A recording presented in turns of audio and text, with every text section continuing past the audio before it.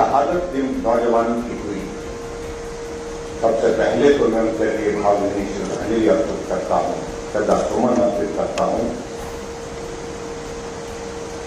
जीवन का बलिदान देकर के उन्होंने जिस प्रकार से देश की रक्षा की, उस बात को हम कभी भी भूल नहीं सकते। या मुझसे पहले जिक्र हो रहा था कारगिल के युद्ध का,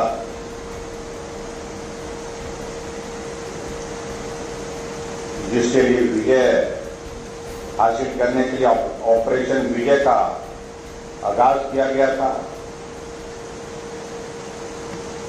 और ये युद्ध ऐसा युद्ध था, बहुत धोखे के साथ पाकिस्तान ने जिस प्रकार से भारत की भूमि पर कब्जा करने की चेष्टा की थी।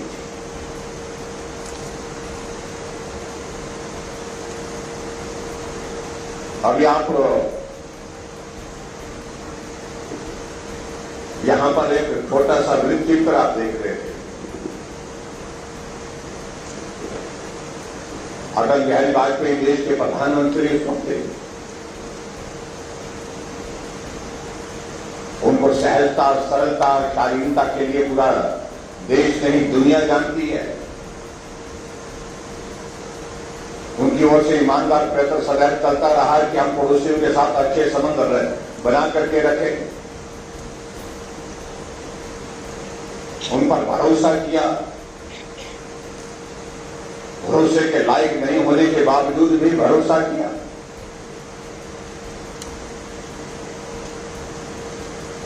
लेकिन शायद मुझे लगता है कि पाकिस्तान को ये आकलन करने में गलती हो गई। हम भरोसे को तो तोड़ रहे हैं, इसका परिणाम क्या होगा। और जैसा अटल जी ने कहा कि हम शांति के लिए जाने जाते हैं, लेकिन अगर शांति अपने व्यवहार से ना मिले तो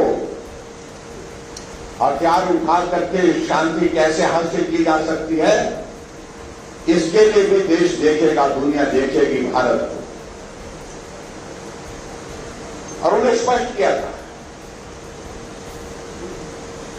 इस युद्ध का परिणाम क्या होगा, इसमें कोई संदेह की बात ही नहीं।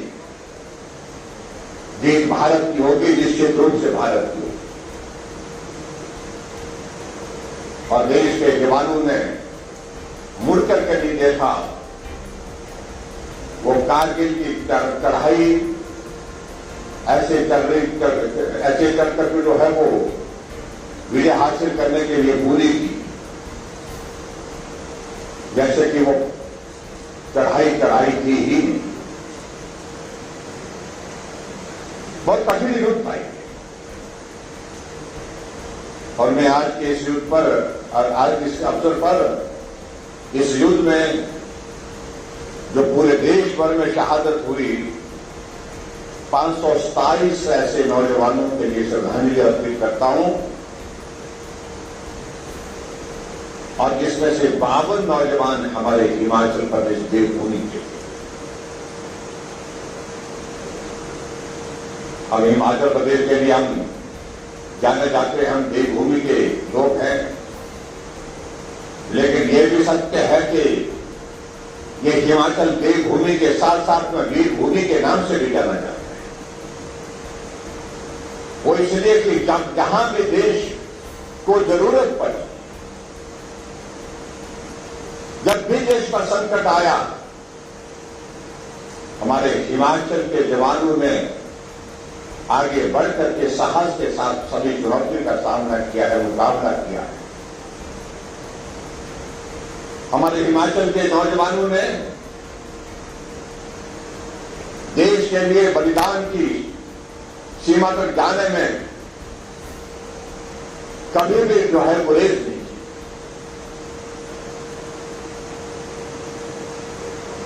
उस वक्त मैं हिमाचल प्रदेश में पहली बार विधायक बन करके हम शिमला थे, और मैं अच्छी तरह से याद करता हूं उस वक्त के उस दौर को। पूरा देश किस प्रकार से उस युद्ध में विजय का इंतजार एक एक दिन कर रहा। सुबह सुबह से शाम तक सारी युद्ध की खबरों को देखने के लिए लोग टेलीविजन के सामने, और जिन परिवारों से हमारे नौजवान सेना में भर्ती थे,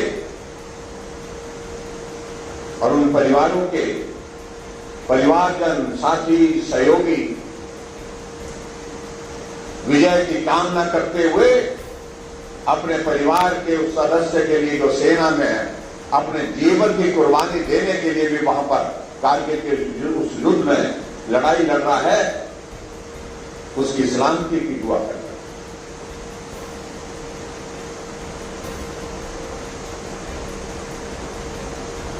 युद्ध हुआ, शहादत भी बहुत सारे नौजवानों की हुई। हमारे देश के उस वक्त के यशस्वी प्रधानमंत्री अटल बिहारी वाजपेयी जी ने एक बात कही कि मेरा एक एक शहीद जवान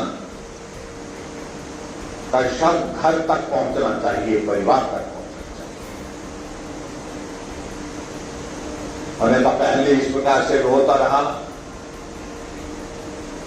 शव घर में नहीं पहुंच पाता था, शहादत होने के बावजूद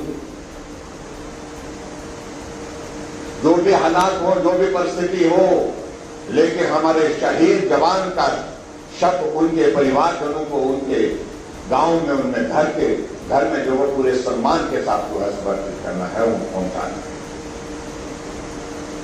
और मैंने उस वक्त एक दौर देखा, 52 शहीद हिमाचल प्रदेश और 52 शहीदों के परिवारों के घर में मिलने का इस प्रकार से, इस तरह से हजारों की संख्या में लोग उनको श्रद्धांजलि देने के लिए अंतिम संस्कार के उस स्थान पर पहुंचे। और हमें भी अवसर मिला कई जगह जाने का। पूरा देश एक देशभक्ति के जोश और जुनून के साथ खड़ा।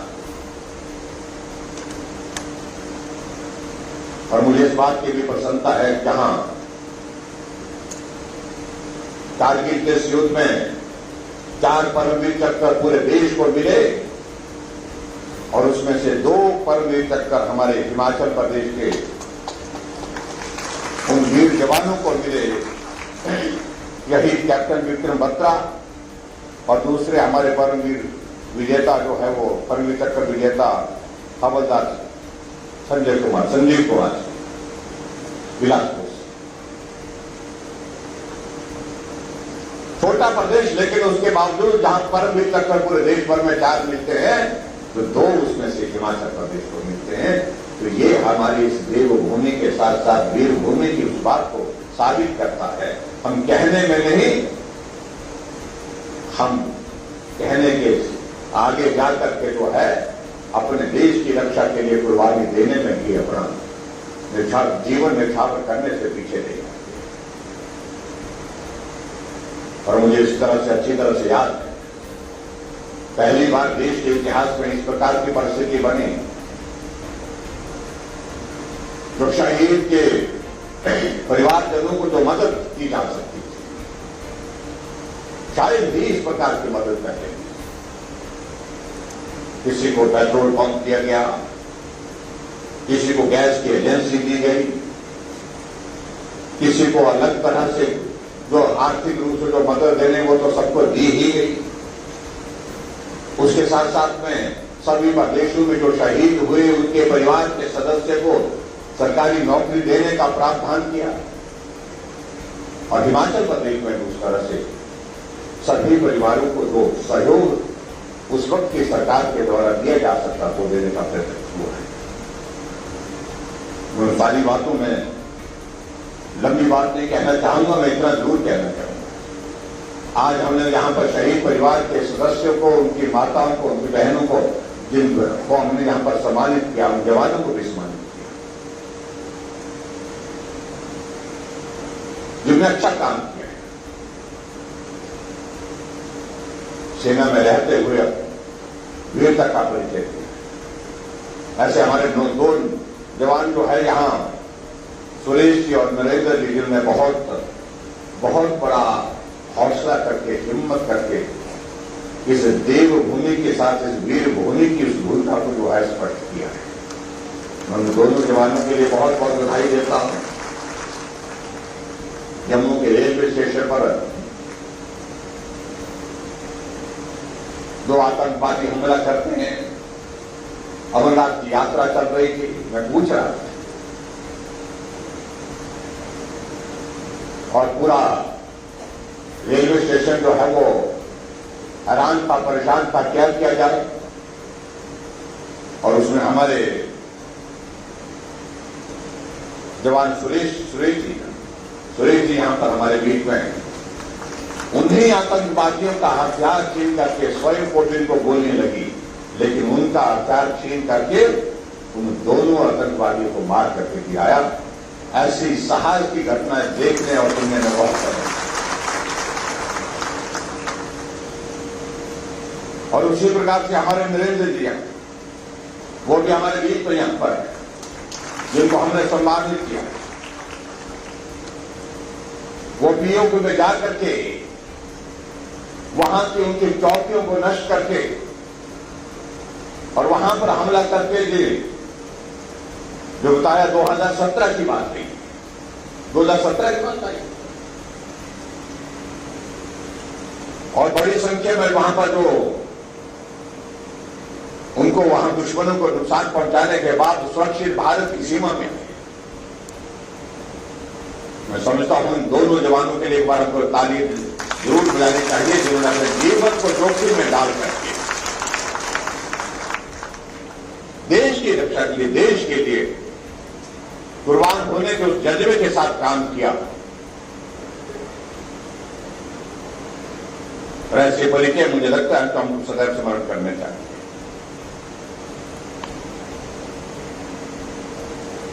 मैं उन माताओं बहनों का भी उनका भी मैं अभिनंदन करना चाहूंगा। नौजवान बेटा चला गया, लेकिन हिम्मत के साथ खड़े होकर के परिवार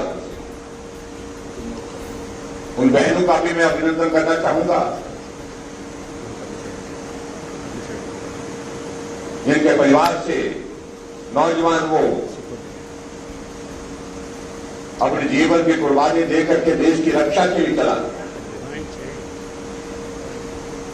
परिवार को संभाला, बच्चों को संभाला।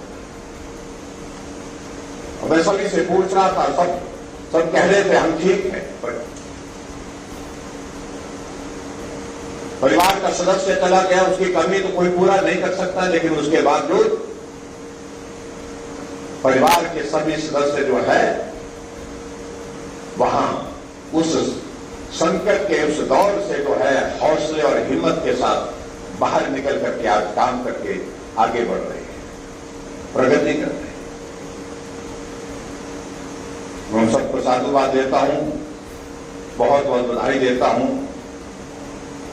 और जहां देश की रक्षा के लिए मैं इस बात को मैं जरूर कहना चाहूंगा, हमारे देश के यशस्वी प्रधानमंत्री नरेंद्र भाई मोदी जी इस प्रकार से सदैव देश की रक्षा सर्वोपरि। आज आप देख रहे होंगे कि भारत का सम्मान राष्ट्रीय स्तर पर नहीं, अंतर्राष्ट्रीय स्तर पर अलग तरह का हो गया। एक मजबूत नेतृत्व नरेंद्र मोदी जी के रूप में दुनिया के सामने एक अलग पहचान के साथ खड़ा है, और इसलिए कोई हिम्मत नहीं कर पाता, और हिम्मत जिसने की उसको उसका भुगतान भी करना पड़ा। पुलवामा में हमला हुआ, हमारे सैनिक बड़ी संख्या में उसमें मारे गए।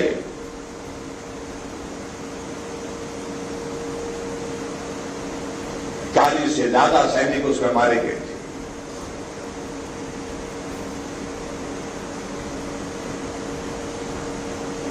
और हमारे देश के प्रधानमंत्री जी ने कहा था कि हमारा पड़ोसी समझ ले इस शहादत को हम जाया नहीं होने देंगे, जो हरकत उनने की है उसका खामियाजा भुगतने के लिए तैयार। त्याग रहे और अंततः तो आपने देखा होगा, ये भारत के इतिहास में पहली बार हुआ। भारत के सैनिकों ने भारत की धरती से उड़ान भरी और जाकर के पीओके में घुस करके जहां से वो आतंकवादी ने साजिश रची थी, षड्यंत्र रचा था, वहां बम बरसा करके उनको जो है वही मिटा करके आ गए। ये हमारे देश के यशस्वी प्रधानमंत्री नरेंद्र भाई मोदी जी ने कहा।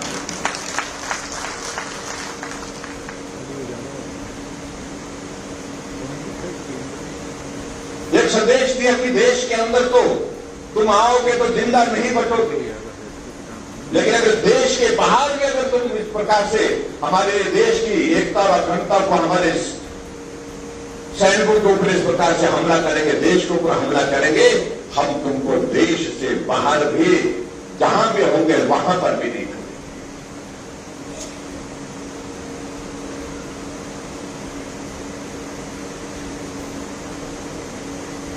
एयर स्ट्राइक किया गया और एयर स्ट्राइक का संदेश इस प्रकार से गया, पाकिस्तान काम गया, जाकर के अमेरिका में बात करने लगा कि अंतर्राष्ट्रीय सीमा की अवहेलना हुई है और बहुत सारी बातों का जिक्र करने की कोशिश की, लेकिन किसी से उनको जो है तरजीह इसलिए दी थी कि सबको मालूम था कि भारत ने अपने देश की रक्षा के लिए कार्रवाई की है, इसलिए भारत के खिलाफ ना हम बोलने की हिम्मत कर पाते हैं, ना ही इस तरह से हम सोच सकते हैं। उड़ी में हमला हुआ, रात के अंधेरे में हमारे 18 जवानों की शहादत हुई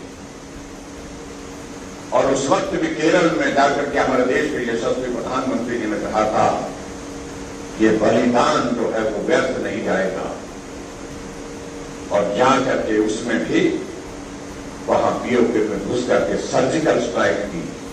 जो लोग वहां से आए थे, जो जिस प्रकार से उन्हें हमला करके जो है घटना को अंजाम दिया था, उनका वहीं जो है वहां पर सफाया कर दिया।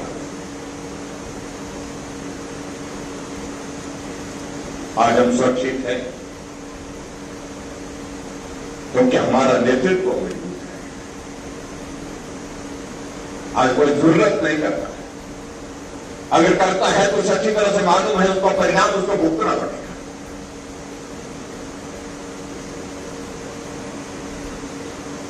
ऐसे मजबूत नेतृत्व की आज के इस दौर में बहुत ज्यादा आवश्यकता है।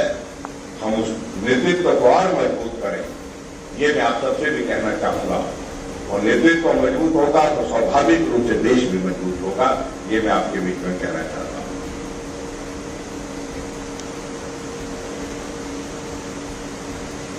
हमने समय समय पर बहुत सारी चीजों को लेकर के हिमाचल प्रदेश में हमने प्रयत्न किया है।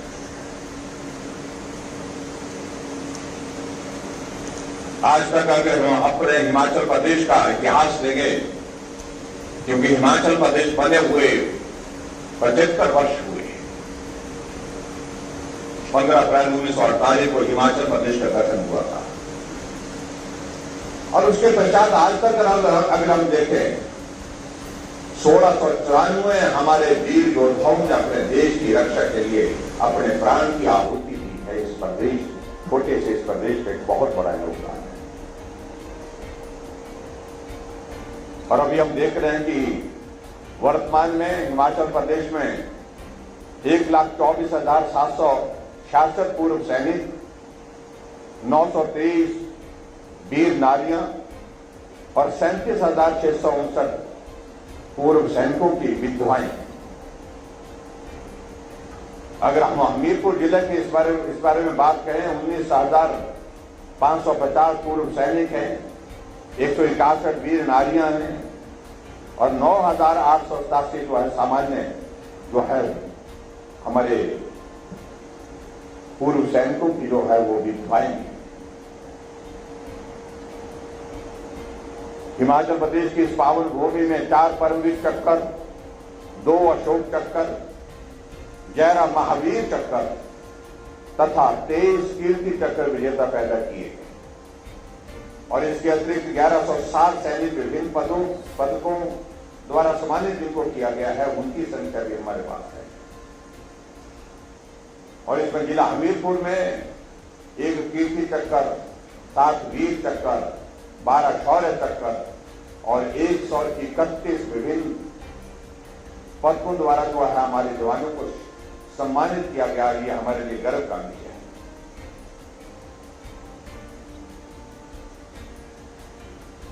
और मैं आज के इस कार्यक्रम में ये भी कहना चाह रहा हूं, जहां आज हम यहां पर कारगिल विजय दिवस के अवसर पर हमीरपुर में यहां आए हैं और हमारे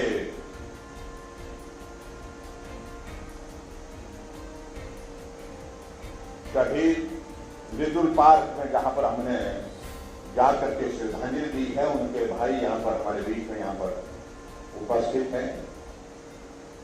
हम उनका भी स्वागत करते हैं, उनका भी सम्मान करते हैं।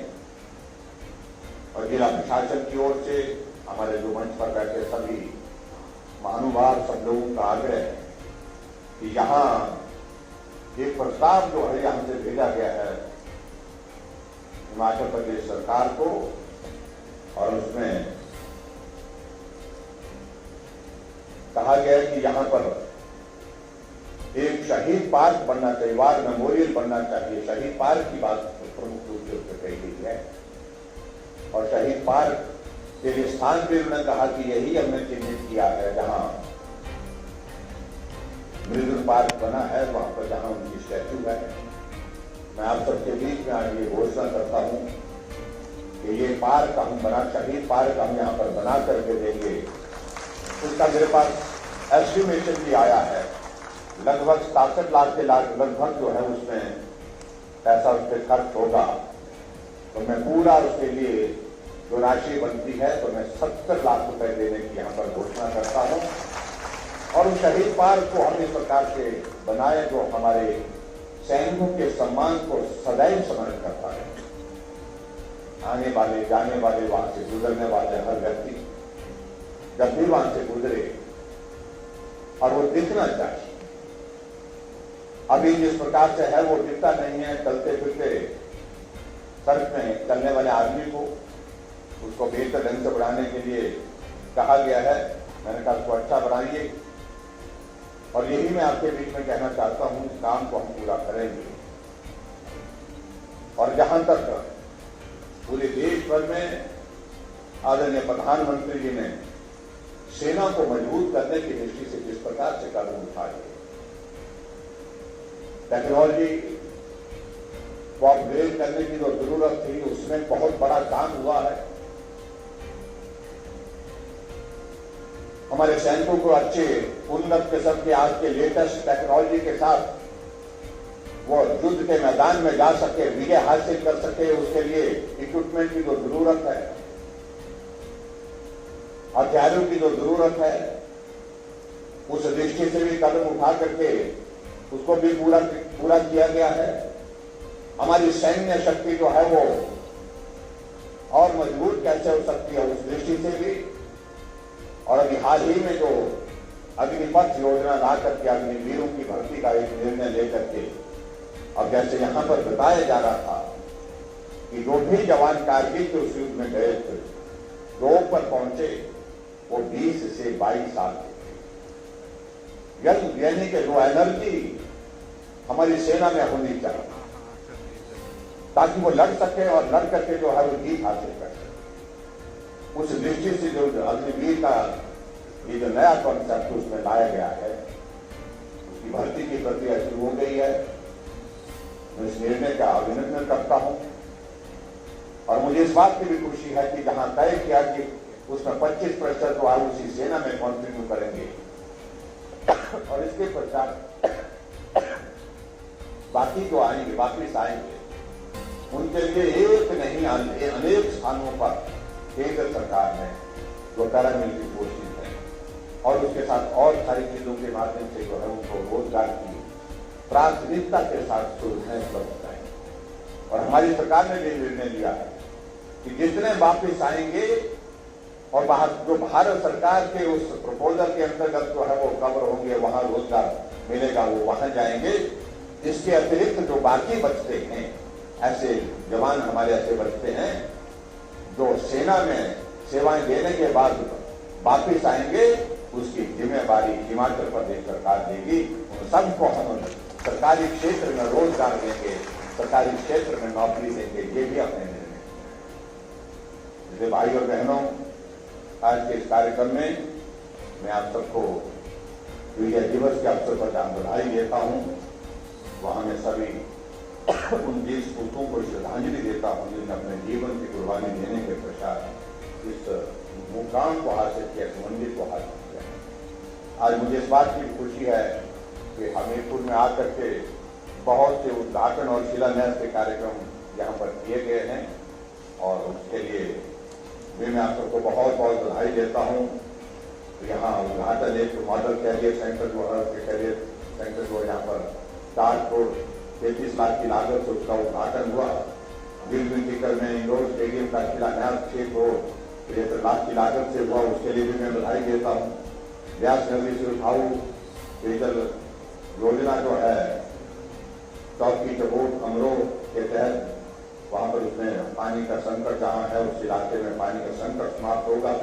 30 करोड़ की लागत से उसका शिलान्यास आज हमने किया।